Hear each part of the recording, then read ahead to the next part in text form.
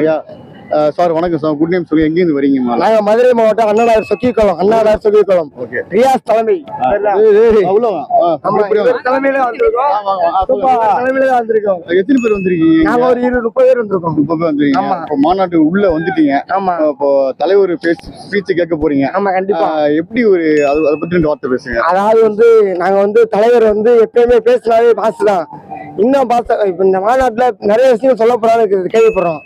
அந்த அது எப்படி பேசுறா பாப்பா, அதுக்கடுத்த நியூஸ் தான்.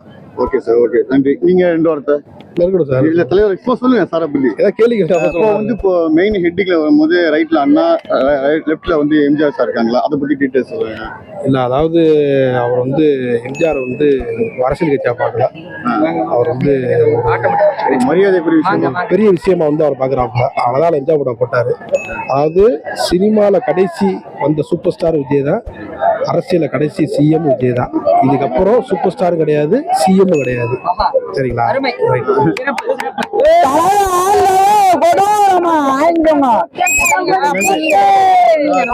ஒரு பாட்டு எழுதிருக்கு அப்படின்னு சொல்லிட்டு இருந்தாங்க. ஸ்டார்டிங் வந்திருந்தாரு. உங்க நேம் சொல்லுங்க. என்னோட பேர் விஜய். ஆமா, கவிஞர் மற்றும் பாடகர். என்ன ஊர் சார் நீங்க? நான் ராமநாதபுரம் மாவட்டம். அமைதியா இருங்க. தளபதிக்கு ஒரு பாட்டு. தளபதி சினிமால இருக்கும்போது எங்களுக்கு எல்லாம் தளபதியா இருந்தாரு. இப்ப தலைவர் ஆயிட்டாரு. தலைவருக்கு ஒரு பாடல்.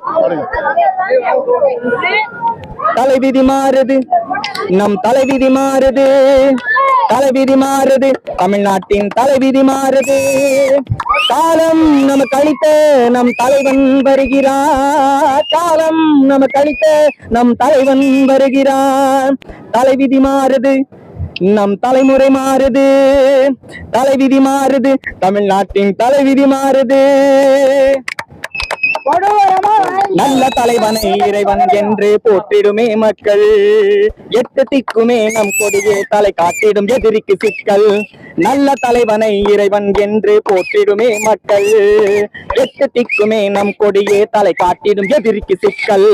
கலைஞரின் வல்லவன் நல்லவர் நல்லவர். இத கட் பண்ணுங்க. கலைகளின்